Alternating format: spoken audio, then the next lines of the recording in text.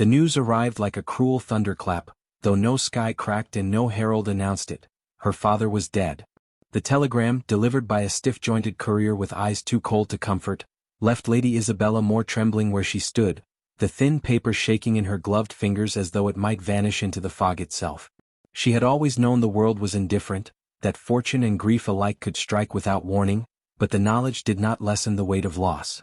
Her father's fortune, his name, his guidance, all were hers now, a legacy she had never sought but could neither refuse nor escape. She was alone in London, a foreigner in a city that measured the worth of a woman not by her sorrow but by the propriety with which she bore it. She felt herself small against the immensity of this expectation, yet the city would brook no hesitation, no mourning too long, and certainly no weakness unshielded by ancestry or title. Snow had begun to fall, though it was thin and timid, brushing her shoulders with the merest kiss of cold.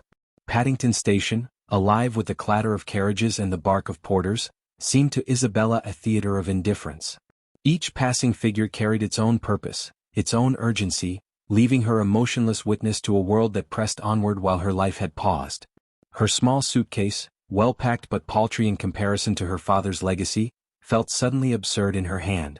The carriages promised to fetch her to her lodgings, but no carriage arrived. She had only minutes to wait before the biting wind began to gnaw at the bones beneath her fine coat, but every tick of the station clock felt like an eternity in a world that had forgotten her. A man passed, tall, clad in the dark elegance of a London gentleman, his gaze fixed firmly ahead. He did not notice her. Neither did another nor the next, and still she waited. Whispers skittered across the platform, sharp and uninviting. The American girl, unchaperoned in this weather? I doubt she will survive the night without aid. They were not offers of help but the observation of spectators, the kind of scrutiny that could chill one's soul more than the winter itself. Isabella's cheeks flamed beneath the frost, not from cold alone, but from the exposure of her vulnerability, the humiliation of being noted for weakness rather than grace.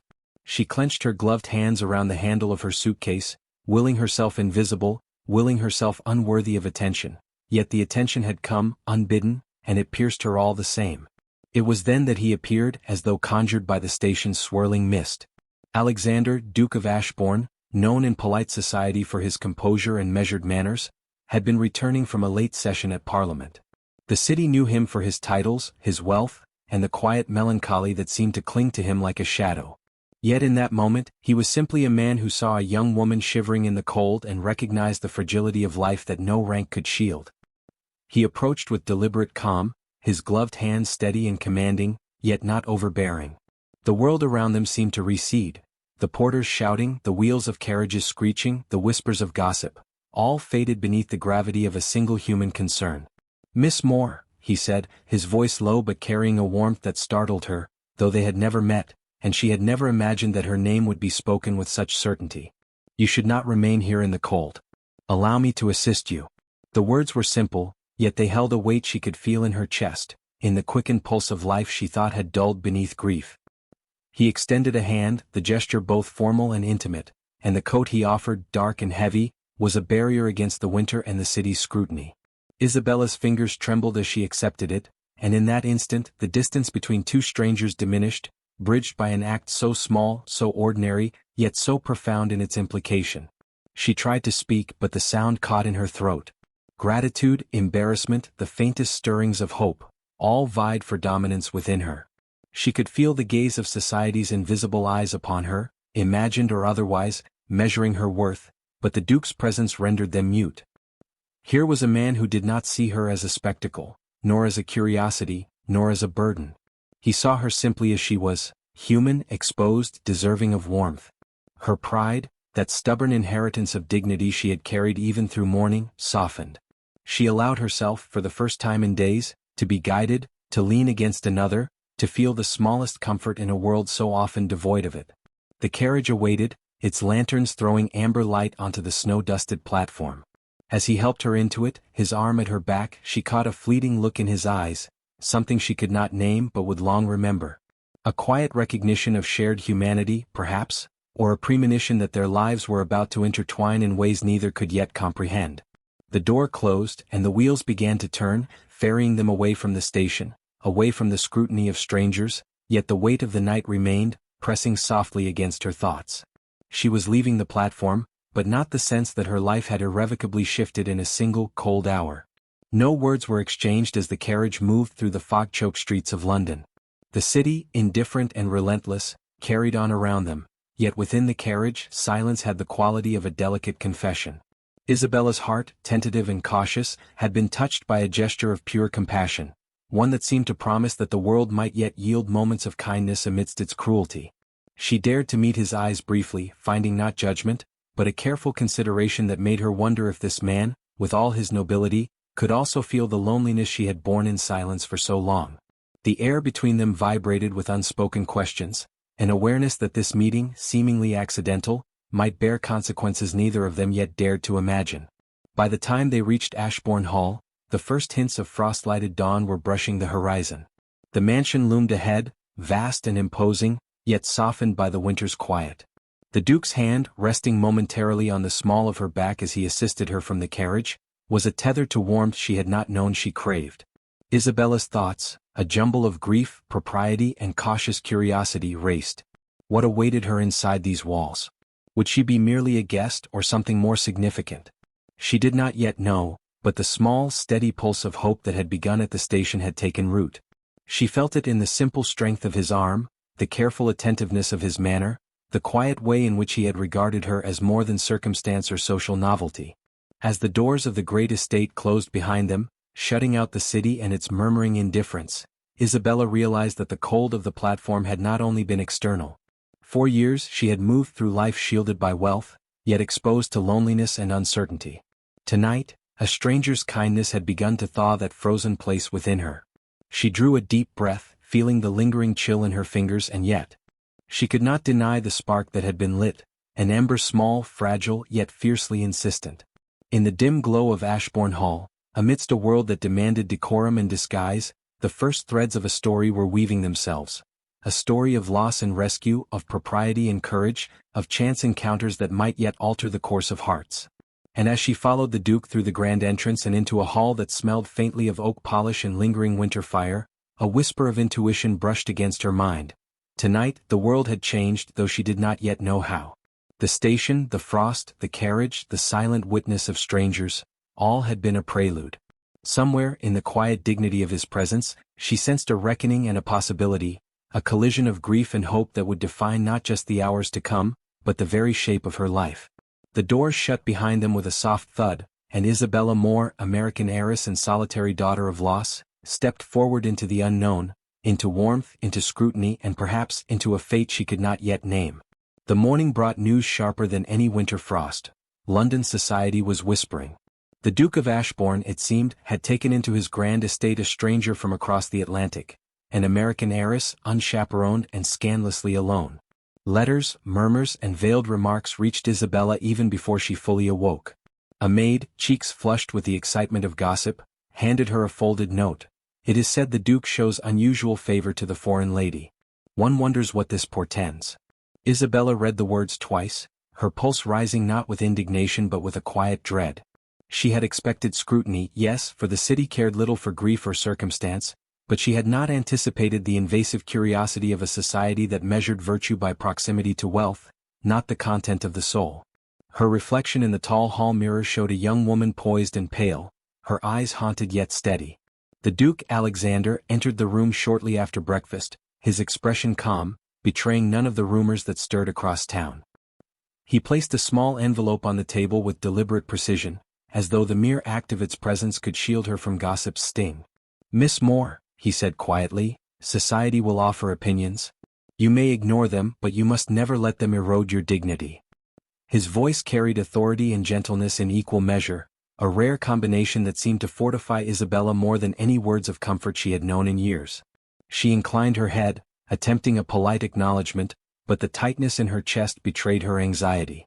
Being under his roof, in his care, was both a relief and a peril.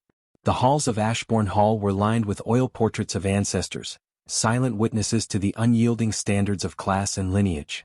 Every footstep echoed against stone floors and painted ceilings, reminding her that she was now part of a world she had not chosen, and one that would measure her every action.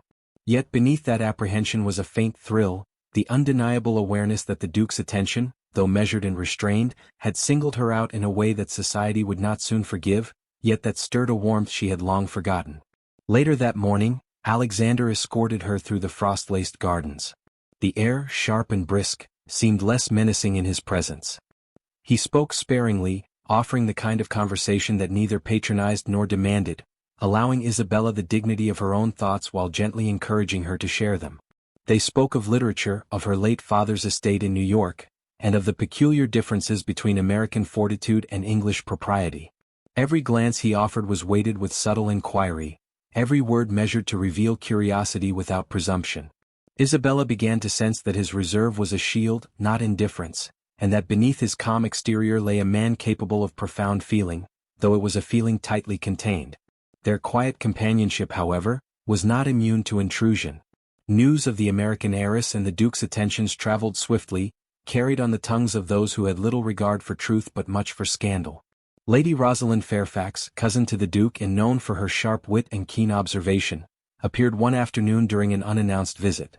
Her smile, polite yet piercing, suggested she was already calculating the ramifications of Isabella's presence. "I trust you are acclimating well, Miss Moore," Rosalind said, her voice sweet, her eyes narrowing imperceptibly. "London can be most unforgiving to newcomers." Isabella inclined her head, replying with measured courtesy, aware that every syllable might be examined, dissected, or twisted. Alexander, observing silently, intervened with nothing more than a slight lift of his chin, a gesture sufficient to silence any further insinuation. Yet society's whispers did not remain confined to Ashbourne Hall. Servants returned with letters and notes, each edged with the tinge of curiosity or judgment. Isabella, accustomed to private grief, now faced public scrutiny layered upon personal loss. She spent a sleepless evening writing letters to her late father, confiding in the silence of ink what she could not voice to those around her. Her hand shook not from fatigue alone, but from the realization that she had entered a world where kindness and cruelty often appeared indistinguishable, where a moment of exposure could invite ridicule or rumor, and where the man who had rescued her might become as much a source of peril as a source of solace. In a small gesture of gratitude, Isabella placed her late father's golden compass, a keepsake of intimate significance, on Alexander's desk the following morning. She had been unsure whether he would understand its weight, whether the token of her lineage and loss would mean anything to him. Yet he lifted it carefully, fingers brushing the delicate engraving, and studied it for a long moment. "It is beautiful," he murmured. "A reminder that direction is as much found within as it is traced upon the earth." His eyes met hers, steady and unflinching, and in that glance, Isabella recognized a rare acknowledgment of her grief, a recognition of her humanity that society had thus far denied her. It was a gesture so quiet, so intimate, that it felt almost forbidden, an unspoken connection bridging the gap between protector and rescued, between two solitary hearts adrift in a world of judgment. The days that followed were a delicate dance of propriety and private revelation. Isabella and Alexander shared carriage rides through the frost-dusted gardens, walked along corridors lined with portraits that seemed to observe their every step, and dined quietly beside the fire where conversation could linger unobserved. Laughter, tentative yet genuine, began to color their interactions, drawing Isabella from the shadow of her grief into the fragile warmth of human companionship.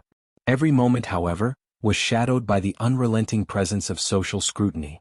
She could sense the ripple of attention through Ashbourne Hall, staff who whispered behind half-closed doors, letters that arrived with carefully neutral phrasing yet loaded intent, the quiet calculation in the Duke's measured silence when they walked in public spaces. Then came the first unmistakable sting of humiliation. During a visit from a distant acquaintance, a remark was allowed to escape, careless yet cutting. "Surely an American cannot understand the delicacies of our society. One wonders why the Duke tolerates such audacity." Isabella felt her cheeks burn, but before shame could root itself fully, Alexander's hand rested lightly at her elbow, steadying her and shielding her from the gaze that sought to diminish her. "Your origins do not define your worth," he said softly, a statement made for her ears alone, yet echoing with authority. It was a small victory, quiet and private, but it shifted the axis of her anxiety. For the first time, she understood that while the world might judge without mercy, she had found at least one person whose estimation was guided by principle rather than rumor. By nightfall, Isabella retreated to her chambers, her thoughts a mixture of trepidation and nascent hope. The golden compass gleamed faintly on the writing desk, a reminder that direction could indeed be found, though the path remained uncertain. She realized that her presence at Ashbourne Hall had transformed from necessity to something more complex, something that stirred unease and curiosity alike within her chest. The Duke's attention, society's scrutiny, her own fragile longing, all converged in a tension she did not yet fully understand. She wondered if she had merely been rescued from the cold, or if she had, unknowingly, been placed upon a stage where her heart would be tested, measured, and ultimately revealed. As the fire's glow softened against the heavy curtains and the hall fell into quiet slumber, a knock echoed at her door. Her heart leapt with a mixture of fear and anticipation. A servant entered, holding a note with the Duke's seal. Its presence alone charged the air with unspoken promise and peril. She broke the wax carefully, and the words within were simple, direct, yet imbued with the gravity that only the Duke could impart. "Meet me in the library. There is something you must see before the night concludes." Isabella's fingers trembled as she read, and though the words promised no action beyond observation, they carried the weight of a world shifting, the suggestion of intimacy restrained by propriety yet laden with significance. Her pulse quickened. The night was far from over, and she sensed that the true test of courage, dignity, and heart was about to begin. The letter arrived like a jagged knife through the quiet morning. Isabella tore it open with hands that shook not from the chill of the early hour, but from a growing dread that had settled in her chest since the Duke's cryptic note the night before. It was from her father's English solicitor, its tone professional yet layered with subtle admonition. Her affairs demanded swift attention, her presence in London would be scrutinized, and society would brook no delay in establishing her proper place. The words themselves were innocuous, but the weight behind them pressed upon her like the cold wind that had first found her on the station platform. She had come seeking stability, yet each communication seemed to remind her of her tenuous position. An heiress, a foreigner, alone in a city that measured worth by lineage, connections, and the careful choreography of appearances. The letter fell from her grasp, resting upon the desk beside the golden compass, its polished surface catching the dim light like a beacon she had yet to understand. Before she could recover, a soft rap sounded at her door. The Duke entered without preamble, the quiet authority of his presence filling the room more effectively than any words could. He carried himself with the dignity of a man accustomed to command, yet the expression he wore now betrayed something he seldom revealed: a tension, a vulnerability that echoed her own uncertainty. "Isabella," he began, his voice low and deliberate, "the morning demands attention, but so too does the heart. There is a matter I wish to discuss with you privately." His eyes, those penetrating depths that had first arrested her attention at the station, softened as they met hers. She inclined her head, uncertain, yet drawn by the gravity of his tone. The hallways of Ashbourne, silent and imposing in the early light, seemed to contract around them as they moved, isolating them from the whispers and judgment of the larger world. They entered the library, a room of quiet shadows and polished wood, the scent of old books mingling with the faint smoke of a dying fire. He gestured toward a chair, but she remained standing, as though the act of sitting might compromise her dignity or betray the trepidation that threaded through her veins. Alexander did not insist. Instead, he allowed the silence to stretch, a delicate tension in which words might be measured with care or withheld entirely. "You have borne much in these past days," he said finally, his voice almost a whisper, yet carrying over the still air of the room. "Loss, exposure, the judgments of those who have no understanding of your heart. It is not small what you endure." Isabella's throat tightened. To have her suffering acknowledged, particularly by one who had every reason to remain detached, was a balm she had not known she desired. Her lips parted, seeking words, but none came. The Duke's presence seemed to both demand and forbid speech, a paradox she felt in every heartbeat. I am grateful," she murmured at last, her voice fragile but steady, "for your kindness. For seeing me even when the world does not." Her hands clenched briefly, as if the gesture could anchor her amidst the swirling uncertainty. He moved closer, though still maintaining the strict proprieties of their station. "Gratitude is not the measure of our connection," he replied softly. "It is merely the acknowledgement of what already exists, quietly, without fanfare. You arrived in London alone, yet you are not, nor shall you ever be, without recognition of your worth." His words, formal yet intimate, struck her with the force of revelation, that her value was not contingent upon others' opinions, nor diminished by her isolation or the harsh scrutiny of society. Here in this quiet room she was seen fully, and it both terrified and emboldened her. For a time, they spoke of inconsequential matters, the conversation a gentle prelude to confession. Books, recent travels, memories of homes left behind, and the subtle differences between American and English propriety filled the space between them. Yet beneath these mundane exchanges flowed an undercurrent of intimacy, a recognition of shared vulnerability that neither dared name aloud. Isabella, usually measured and reserved, found herself revealing fragments of her grief, of her fear, of the loneliness that had accompanied her across the ocean. Each revelation, each soft disclosure, was met with quiet attention, a patience that Alexander wielded with careful precision. In this room, the rules of society held sway but were softened by the unspoken promise of trust, of mutual acknowledgement. Then came the moment that would alter the axis of her world. She produced the golden compass from its velvet pouch, placing it on the desk before him with a trembling hand. "It belonged to my father," she said, her voice barely audible. I hoped it might signify something beyond guidance. Perhaps a reminder that even when lost, one may find direction." Alexander lifted it reverently, his fingers tracing the engraved inscription. "It is more than a token," he murmured, eyes never leaving hers. "It is a testament to resilience, to the courage to move forward despite uncertainty. And in giving it to me, you have entrusted me with more than you realize." A shiver passed through her, though the fire offered warmth, for the weight of his acknowledgement reached into the deepest recesses of her guarded heart. The hours that followed were a measured dance of revelation and restraint. He did not take her hand. He did not claim her gaze with more than courteous attention. Yet the intimacy of proximity, the recognition of shared fragility, and the quiet understanding of each other's suffering created a closeness that words could scarcely contain. Isabella felt the pull of his presence, a gravity that drew her toward him even as propriety and fear demanded distance. Each glance, each measured phrase, carried layers of meaning that society would condemn, yet in this secluded room shielded by oak and firelight, such transgression was possible without consequence. As evening approached, Isabella sensed the inevitability of their connection, though its form remained undefined, restrained by decorum and the delicate barrier of mutual uncertainty.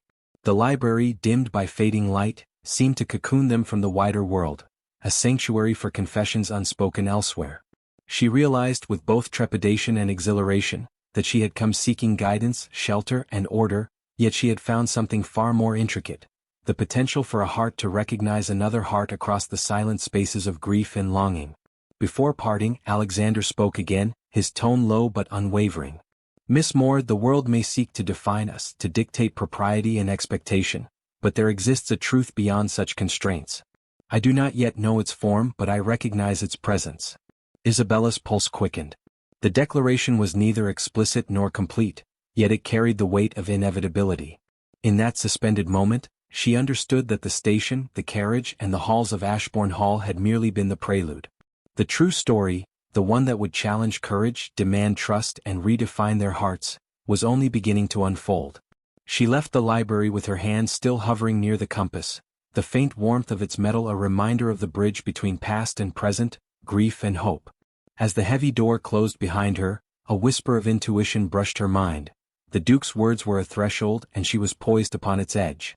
Outside, the evening air carried the chill of winter, yet within her chest, a spark of possibility ignited, fragile but persistent.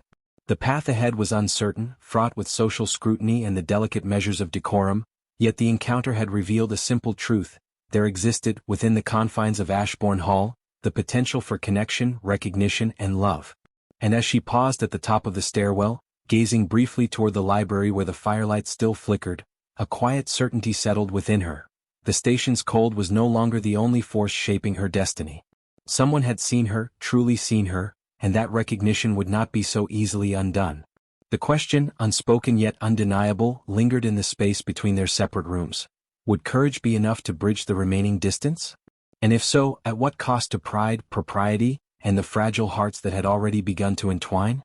The carriage overturned in her mind before she even reached the station, a sudden, visceral terror that she would arrive too late.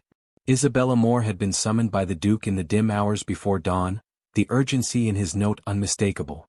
The weight of the night pressed upon her chest, mingling grief, fear, and anticipation into a tumult she had not yet learned to navigate. She wrapped her coat tightly around herself, the chill biting through the fabric, and set out into the silent streets of London, every footstep echoing like a drumbeat of foreboding. The city slept, yet every shadow seemed to harbor scrutiny, every whisper of wind a messenger of judgment. Her pulse quickened, not from the cold, but from the knowledge that the moment to confront her heart and the Duke's intentions had arrived. The station loomed ahead, the gas lamps casting trembling halos upon the frost-dusted platform. Alexander, the Duke of Ashbourne, was already there, his tall frame carved against the morning fog like a figure from a memory yet lived. His coat hung perfectly from his shoulders, his gloved hands clasped behind his back, but the familiar composure bore cracks she had never seen before, a tension in the set of his jaw, a flicker in his amber eyes that bespoke urgency and an emotion he had long restrained. Isabella's heart constricted. She had arrived seeking clarity, yet the gravity in his gaze suggested that clarity would not come in easy words. She had long anticipated propriety and restraint. She was now on the cusp of confession, revelation, and the collision of desire and decorum. "Miss Moore," he said without preamble, his voice low but commanding in the stillness. "You have come swiftly. That in itself demonstrates courage, though courage is not all that is required this morning." His eyes searched hers, unflinching, and she felt as though the very marrow of her being was exposed to him. She inclined her head, barely able to summon words. Her voice caught. The world beyond the platform was irrelevant, only this man and the intensity of his gaze existed. Alexander took a step closer, careful to respect distance, yet deliberate in closing the space that society insisted must separate them. "I have delayed what should have been said for too long," he continued, the words slow and measured, yet weighted with urgency. "And yet, the truth is no easier for delay." Isabella's pulse pounded with the recognition that the moment she had long feared, the confrontation with the emotion she dared not name, was upon her. Her eyes flickered to his hands, the steady, commanding hands that had once shielded her from frost and ridicule alike, and she felt an ache both familiar and terrifying. "Speak if you will," she whispered, voice trembling, "for I have waited in uncertainty long enough." His lips pressed into a thin line. He seemed to weigh every syllable as though the balance of propriety and desire rested upon them. At last he spoke, and the words cut through the dawn air, tender yet irrevocable. "Isabella, I have watched you endure, watched you navigate grief and judgment with a grace that surpasses understanding. And I cannot abide the thought that you might depart without knowing that you have altered the course of my life more profoundly than I believed possible." Her chest constricted and she could scarcely draw breath. The station, the snow, the whispers of distant passers-by, all faded beneath the gravity of his confession. She had expected protection, guidance, perhaps sympathy. She had not expected the declaration of a heart laid bare, restrained yet resolute. "Duke," she breathed, her gloved hands tightening around her coat, a futile attempt to anchor herself against the force of emotion. He inclined his head slightly, the faintest tremor betraying the restraint he maintained with such precision. "You have brought warmth where there was none, illumination where there was shadow. And I would rather be thought a fool beside you than remain a nobleman in solitude." The words were neither boast nor entreaty, they were truth, and they struck her with a clarity she could not ignore. Tears threatened, but she quelled them with the measured restraint of a lady taught by loss and circumstance to hold herself upright. I cannot claim to understand the depth of what you say," she admitted, voice barely above a whisper. "I came seeking direction, not companionship of this nature." Her hesitation was neither denial nor dismissal. It was the acknowledgement of the peril in acknowledging a heart's stirrings amidst the rigid measures of society. Alexander's gaze softened, yet remained steady, a paradoxical mixture of command and submission to the fragile truth now revealed. "You need not understand fully," he replied. "It is enough that the feeling exists and that it demands recognition. To deny it would be to deny that which has already shaped us both." The moment stretched, taut and fragile, as Isabella grappled with the enormity of the revelation. Her gaze fell to the golden compass she carried in her hand, its metal cool yet reassuring, a silent emblem of her father's care and the guidance he had hoped to provide her. She extended it toward him, fingers trembling. "Then let this guide us," she whispered. "If hearts are capable of such courage, then perhaps even we may find a path forward." Alexander lifted it reverently, tracing the delicate engraving with the tip of his gloved finger. "It is a symbol worthy of the course we must take," he murmured. "And I accept it, not for direction alone but for the trust it represents." The snow had begun again, thin flakes drifting lazily upon the platform, yet neither seemed to notice. Around them, the city slumbered, oblivious to the fragile yet irrevocable tether forming between two hearts. The Duke's hand hovered, not touching, yet present in a manner more intimate than society would permit. Isabella sensed the invisible line between propriety and surrender, each aware of the tension, each measured in its approach yet acknowledging the inevitable pull toward one another. The world's judgment, the whispers of London, the weight of lineage and expectation, all hung suspended as they lingered in a shared acknowledgement of truth. A sudden carriage bell echoed from the far end of the station, signaling arrival, departure, the unrelenting passage of time. Isabella's heart leapt and faltered in the same breath. The revelation had occurred, yet the journey of courage and choice was only beginning. Alexander's eyes met hers, steady, unflinching, yet a trace of uncertainty lingered, an acknowledgement that their bond, while declared, would yet require navigation through the tempests of society, propriety, and personal restraint. "You must decide," he said softly, the words both command and invitation, "whether to remain in the safety of my protection, or to confront the world alone. But know this, whatever you choose, the truth between us exists, unalterable, unyielding." Her fingers closed around the compass once more, the weight of it anchoring her to both past and present, grief and hope. She inhaled deeply, the cold winter air filling her lungs, and understood with sudden clarity that the moment of choice would define not merely her present, but the entire trajectory of her life. As she stepped forward, toward the carriage that waited to carry her either into the wider world or back to Ashbourne Hall, a whisper of intuition brushed her thoughts. The declaration had been made, but the journey, the true test of courage, propriety, and heart, had only just begun. Somewhere between frost and dawn, between hesitation and resolve, the line between longing and duty remained blurred, yet irresistible. And as the first slant of pale sunlight touched the fog-laden tracks, Isabella realized that she was no longer the helpless heiress who had trembled on the station platform days before. She had been seen, her heart acknowledged, and the world, indifferent as it was, would no longer dictate the measure of her courage. Yet one question remained, heavier than any snow-laden sky.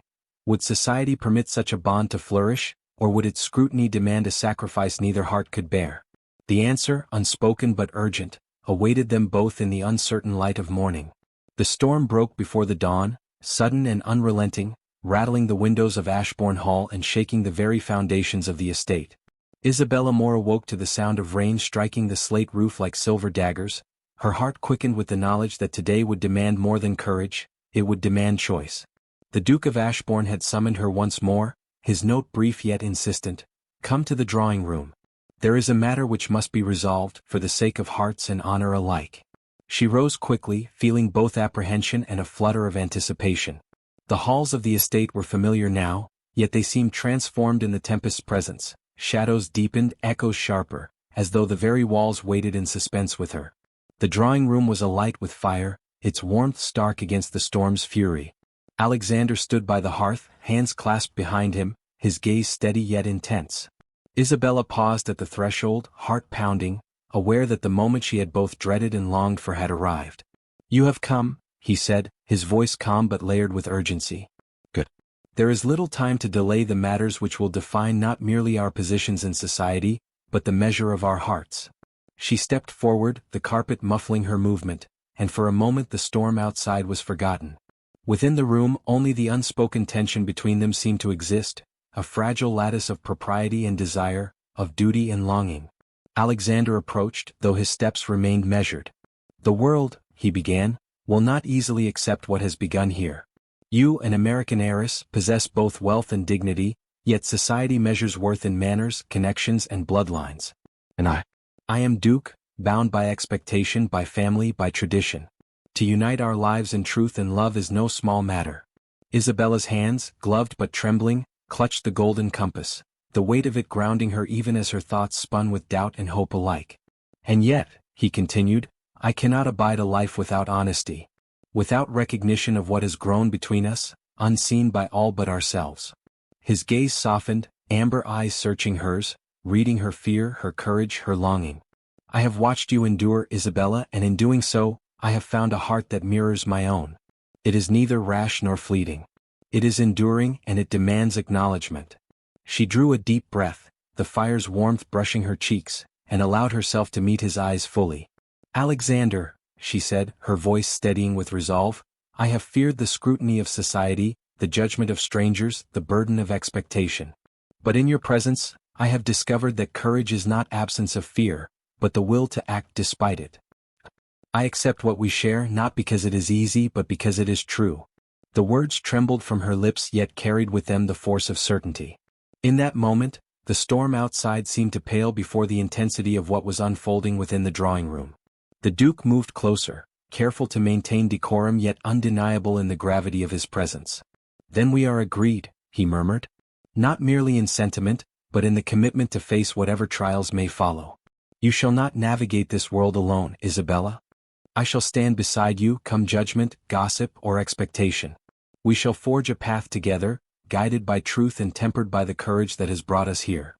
His hands hovered near hers, a promise without touch, a covenant of steadfastness that spoke louder than words.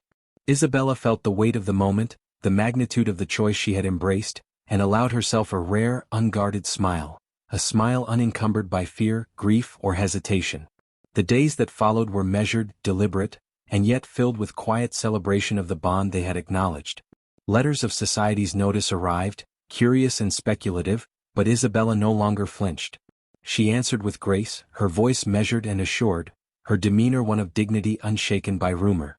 Alexander, ever the vigilant protector, ensured that propriety was maintained, yet allowed the small gestures of intimacy, the touch of a hand, a shared glance, a quiet word in passing, that reinforced the private truth of their hearts. Each moment became a testament to the resilience of love, to the courage to defy expectation while honoring duty.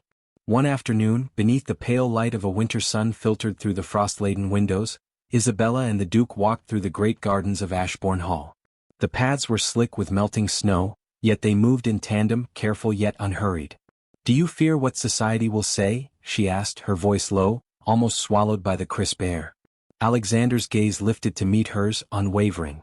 "I have long been accustomed to judgment," he replied. "But no whisper, no letter, no glance from those who measure wealth or lineage shall deter me from recognizing what is right for us. You are my choice, Isabella, and no other shall alter that truth." Her heart swelled with a fragile joy, the kind that rises from sorrow but endures beyond it. For the first time since her father's passing, she felt wholly seen, wholly acknowledged, and wholly accepted. As winter gave way to spring, the air softened, and with it came a subtle transformation, not only in the gardens where blossoms struggled toward the sunlight, but in their hearts as well. Laughter came more easily, conversations lingered longer, and the silences between them were no longer fraught with tension but rich with understanding. The household, too, adapted. Servants moved with quiet approval, portraits of ancestors seemed to soften in the shifting light, and even distant cousins and acquaintances began to regard Isabella with curiosity tempered by respect. The storm of scrutiny, once fierce, had subsided under the force of dignity, courage, and unwavering mutual regard. On a particular evening, as candlelight flickered against the high ceilings of the hall, Alexander took her hand, steady and deliberate, and held it between his own. "Isabella," he said, voice softened by warmth, "what we share is no longer hidden, no longer fragile. It is affirmed by truth, nurtured by courage, and sustained by choice. Shall we make it known to the world, with all its eyes and expectations?" She met his gaze, heart fluttering yet steady, and nodded. "Yes," she whispered. "Not for society, not for propriety, but for the certainty of what we have discovered in each other." The declaration, though quiet, carried through the halls like a bell unbound. The world outside might continue to murmur, might continue to measure and judge, yet within the walls of Ashbourne Hall, a new order had been established. One where hearts, not expectation, dictated the course of life. They walked together toward the balcony overlooking the frost-kissed gardens, the dawn's first light spilling across the landscape. Hand in hand, eyes locked, they understood that the storm had passed, not the literal one outside, but the one that had threatened their courage, their dignity, and their capacity for love. And yet, even in the triumph of acknowledgement, a whisper of uncertainty lingered. Would the world beyond these walls ever accept the union they had forged, or would duty, lineage, and society conspire once more to test their resolve? The question remained unspoken, yet charged with the same intensity as their first encounter on the freezing station platform months before. Isabella's fingers tightened around Alexander's, and in that simple clasp, the answer was partially given. Whatever the world demanded, whatever scrutiny arose, they would face it together. The path was uncertain, yes, but the choice to walk it side by side had been made, and it was a choice neither would regret.